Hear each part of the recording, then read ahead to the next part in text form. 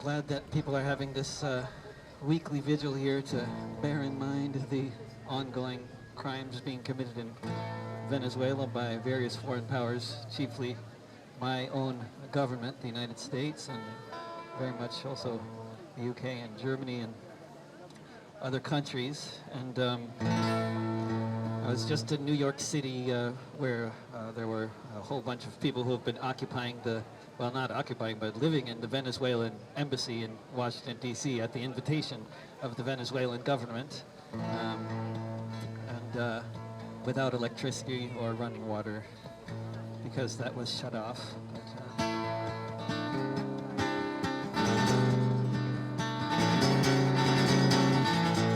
and this is what they're doing there. Chavez was elected like every time he ran. When his socialists took power, that's when the changes began. The opposition started attacking every forward move, but reforms went ahead, the people's welfare improved. A land of such riches that had always gone to so few was reaching places ignored since 1492 in Venezuela.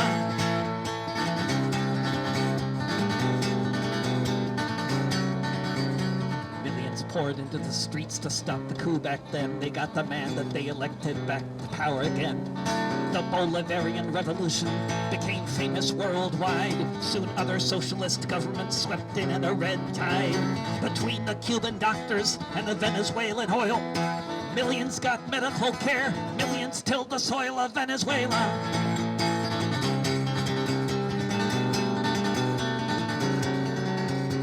Bush began the sanctions, Obama imposed more, a slow-burning, destabilizing economic war.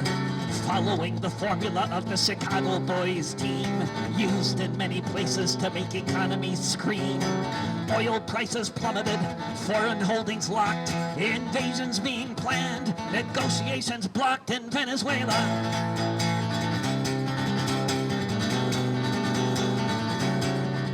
From the Haitian Revolution to Venezuela today, from the Seminoles to Salvador Allende.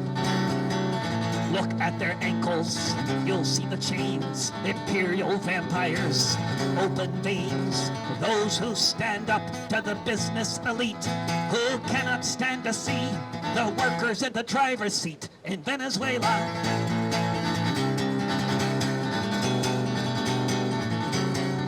In Venezuela.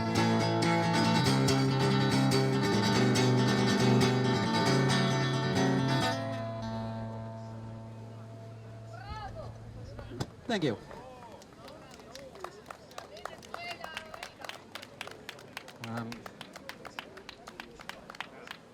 Back in the 1970s, when the same kinds of tactics were being used against the government of Salvador Allende in Chile, in 1973, there was, of course, a CIA-backed coup. And then a few months after that,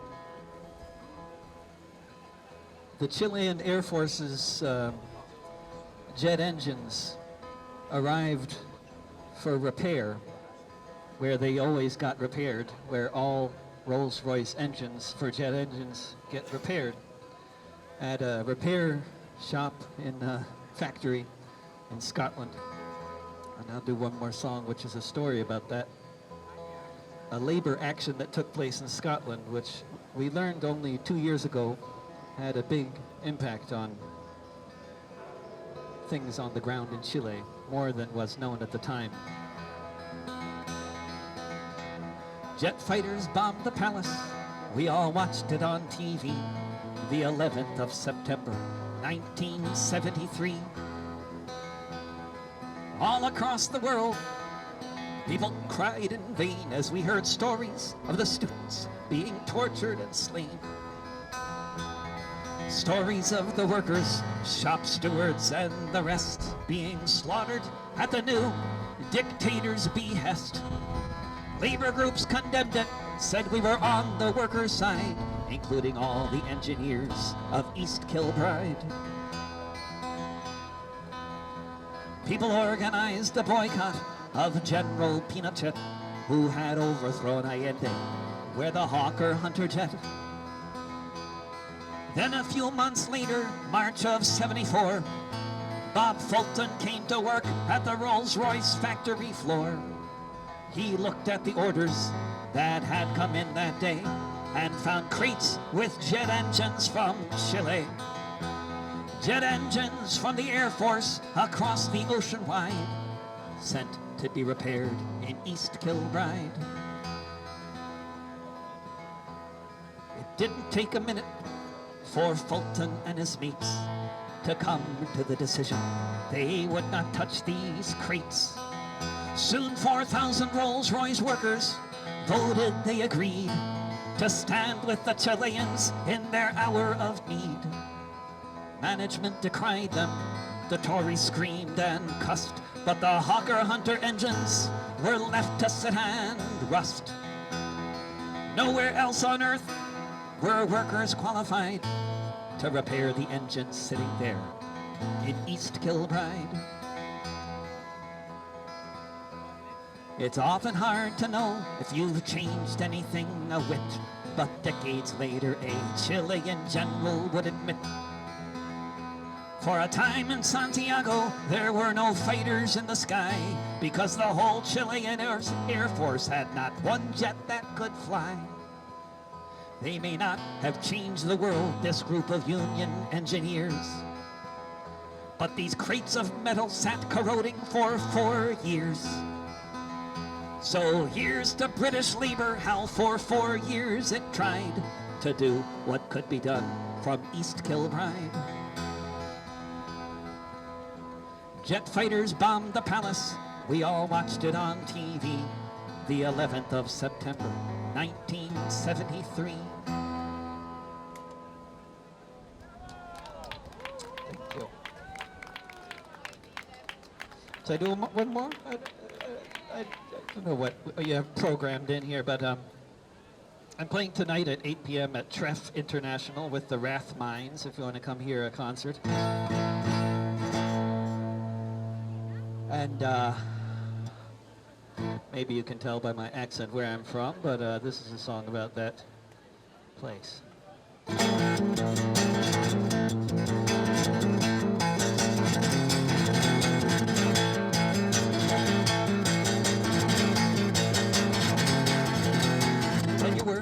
Jobs and living in a tent when a house costs $1 million and you can't pay the rent. When politicians say they'll help, but it keeps getting worse each time the landlord lobby pulls the strings of the purse. When the human right to housing isn't even part of the debate, you know you're living in a failed state.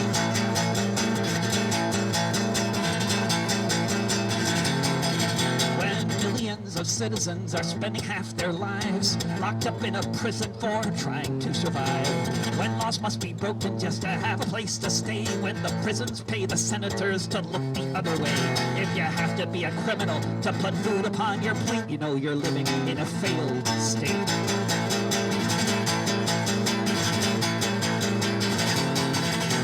Facing climate breakdown, when the trees are all on fire, when half the country's underwater, when a climate change denier runs the nation, and the opposition party votes for oil rigs and pipelines. It's not so much a country as it is a corporation buckling under its weight. You know you're living in a failed state.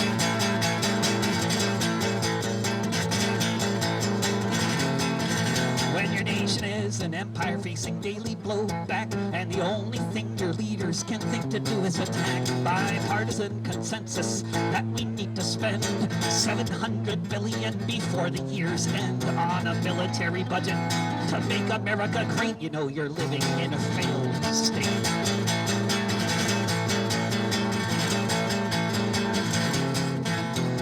Almost every day, some psycho with a gun has to open fire on a crowd before it's done.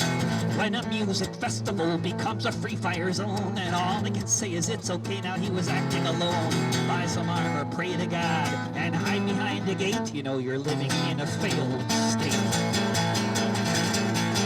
You know you're living in a failed state.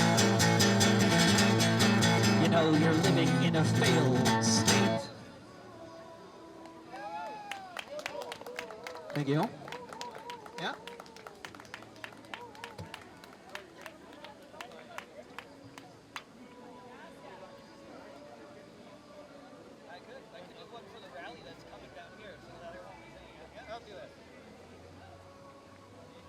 I'm not singing at the rally that's coming up, I don't think, but they need help with their sound system. I'm going to try to help them. It was horrible, but maybe it's better, this one they're using now. But if I were singing at that rally, I would sing this song, which they apparently keep on playing at their rallies through the sound system.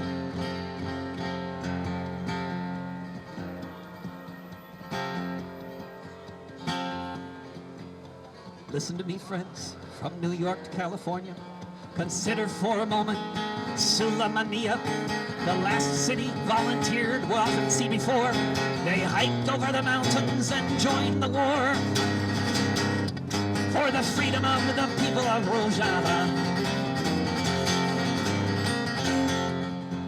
The enclave defended by RPGs and guns, wielded by Rojava's daughters and sons, along with scores of those who've come from far and near, who learned to fire mortars so they could fight right here for the freedom of the people of Rojava. What makes a person go from Occupy Wall Street to marching through the desert with blisters on their feet, to risk life and liberty to face Islamic State, knowing that martyrdom would likely be their fate for the freedom of the people of Rojava?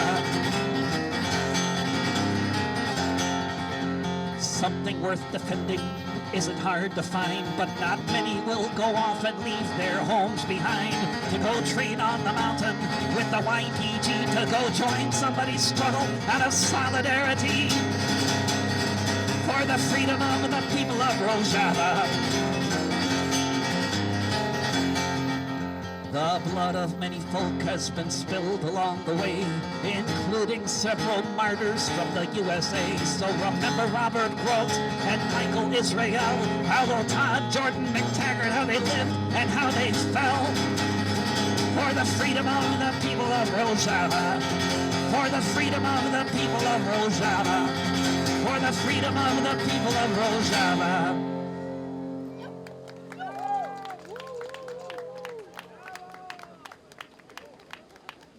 Vielen Dank, shukran, tusen tak, merci.